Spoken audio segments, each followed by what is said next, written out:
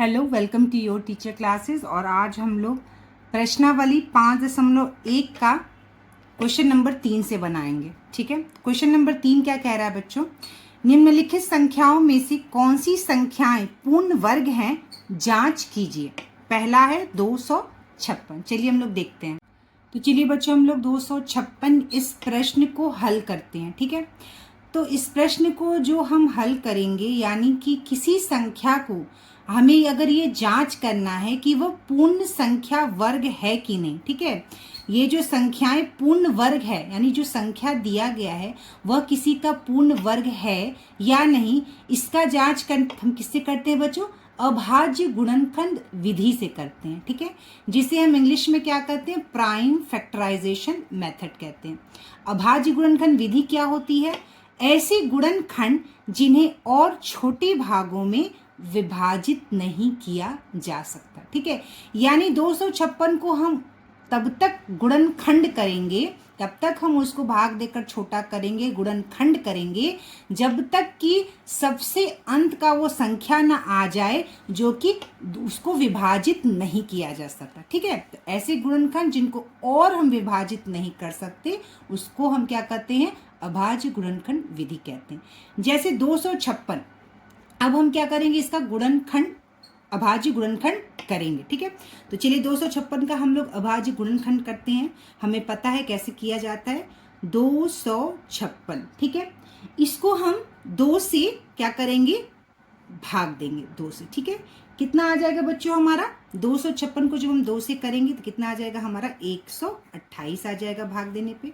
फिर 128 को हम 2 से भाग देंगे तो हमारा कितना आ जाएगा बच्चों? ये हमारा आ जाएगा 64। ठीक है, फिर हम इसको 2 से करेंगे, 64 कितने बार में जाएगा बच्चों? हमारा 32 बार में जाएगा। फिर हम इसको 2 से करेंगे, कितने बार में जाएगा हमारा? 16 बार में जाएगा। फिर हम इसको 2 से करेंगे, ये हमारा 8 बार में जाएगा। फिर हम इसको 2 से करेंगे, 8 को भाग देंगे, कितनी बार में जाएगा? 4 बार में। फिर हम इसे 2 से करेंगे, ये कितनी बार में जाएगा? 2 बार में। फिर हम 2 से 2 को भाग देंगे तो कितने बार में जाएगा हमारा? यह 1। ठीक है, अब क्या करेंगे? अब यह सबसे लास्ट हम 1, ठीक है, ये आ गया। और अब हम इसको क्या कर देंगे बच्चों कि इसको विभाजित नहीं किया जा सकता। 1 को हम विभाजित नहीं कर सकते। 256 को हम विभाजित किए, 2 से भाग दिए 128, और इस तरह से करके हम अभाज्य गुणनखंड विधि से इसको हल किए। अब क्या करना होता है?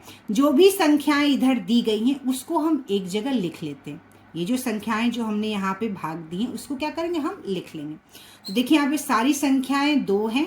1 2 3 4 5 6 7 8। हम यहाँ लिख लेंगे 1 2 3 4 5 6 7 और 8। ठीक है, जितनी भी संख्याएं इधर दी रहेंगी उसे हम एक जगह लिख लेंगे।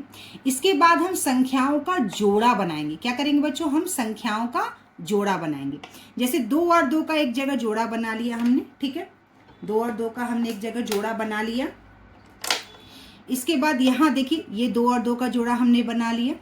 फिर यहाँ पे 2 और 2 का जोड़ा बना लिया, और यहाँ पे 2 और 2 का जोड़ा हमने बना लिया। ठीक है, जब सारी संख्याओं का जोड़ा बन जाएगा उसी संख्या से, ठीक है, संख्याओं का जोड़ा हमें उसी संख्या से बनाना है। यानी 2 का जोड़ा 2 से ही बनाएंगे, उसका जोड़ा हम किसी और संख्या से नहीं बनाएंगे। ठीक है, 2 का जोड़ा हम 2 से ही बनाएंगे, उसी संख्या से हम जोड़ा बना लेंगे। अगर जोड़ा बन जाता है, यानी जो पेयर है वो बन जाता है, यानी देखिए 1 जोड़ा 2 जोड़ा 3 जोड़ा 4 जोड़ा, अगर पेयर बन जाता है, जोड़ा बन जाता है हर संख्या का, तो यह संख्या जो है बच्चों वह पूर्ण वर्ग संख्या कहलाती है। यहाँ पे पूरा जोड़ा बन गया है, तो ये संख्या 256 जो है एक पूर्ण वर्ग संख्या है। अब हमें पता करना है कि यह जो पूर्ण वर्ग संख्या है वो कौन सी संख्या का वर्ग है, यानी 256 कौन सी संख्या का वर्ग है, ये हम कैसे पता करेंगे? तो जो हमने जोड़ा बनाया है उसका जोड़ा में से हम एक एक संख्या को बाहर निकाल लेंगे। 2 का जोड़ा है, इसकी संख्या में से हम 1 2 बाहर निकाल लिए, गुना यह जो 2 और 2 का जोड़ा, इसमें से हमने एक संख्या बाहर निकाल लिया 2।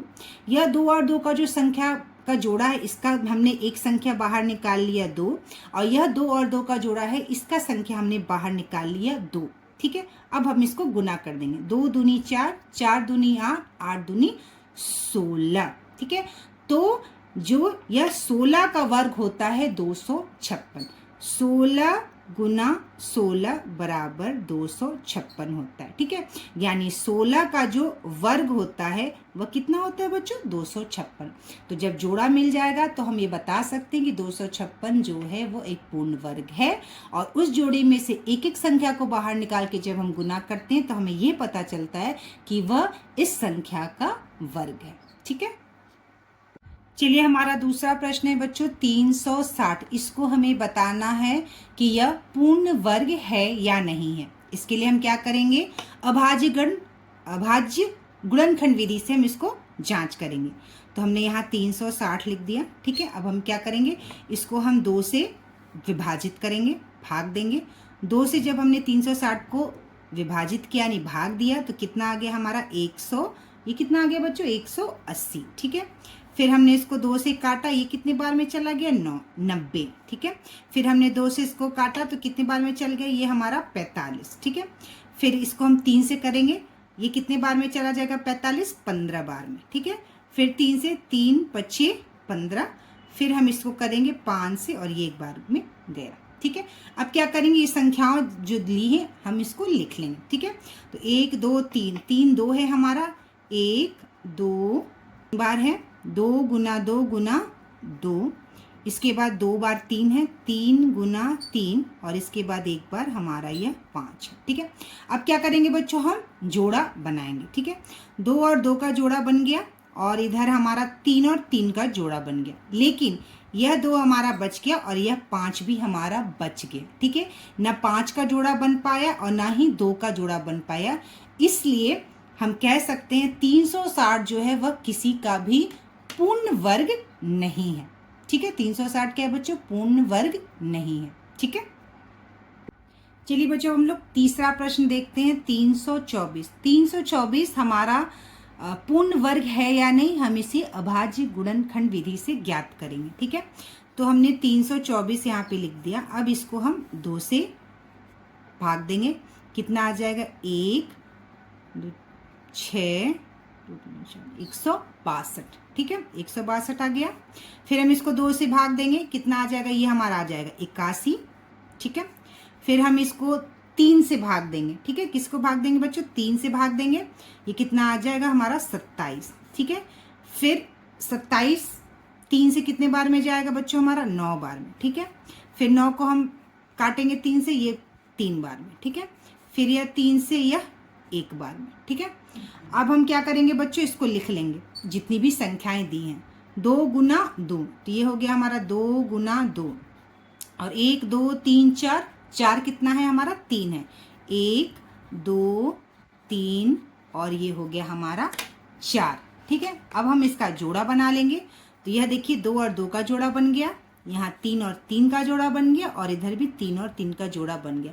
यानी कि हमारा हमें जितनी भी संख्याएं दी गई थी उसका जोड़ा बन गया। ठीक है, यानी पेयर बन गया उसका। यानी जब जोड़ा बन जाता है इन संख्याओं का तो वह पूर्ण वर्ग होता है। अब हमें यह देखना है कि यह किसका पूर्ण वर्ग है। तो क्या करेंगे बच्चों? हम लोग हर जोड़े में से एक संख्या को बाहर निकाल के हम गुना कर देंगे। 2 गुना 2 का जोड़ा में से हमने 2 संख्या बाहर निकाल दिया, 3 गुना 3 में से हमने एक संख्या 3 बाहर निकाल दिया, और इस 3 गुना 3 जो जोड़ा है हमने इसको बाहर निकाल दिया।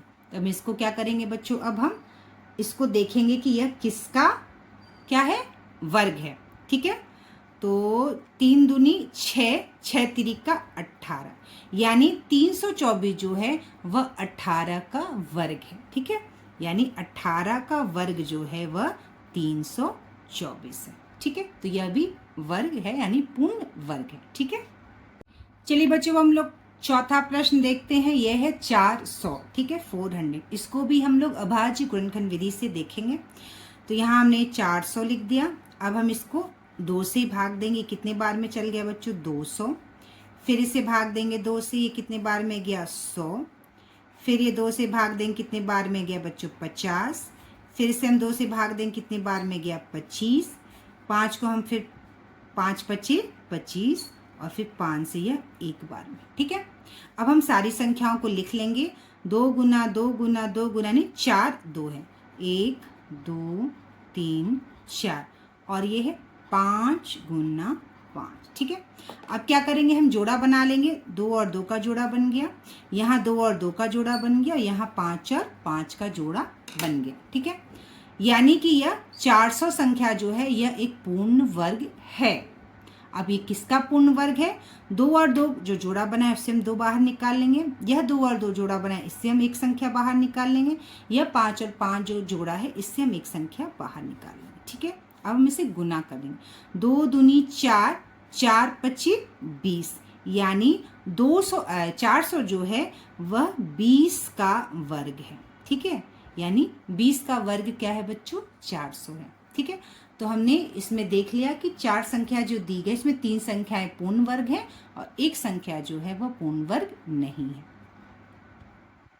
चलिए बच्चों, अब हम लोग चौथा प्रश्न देखते हैं। चौथा प्रश्न क्या है?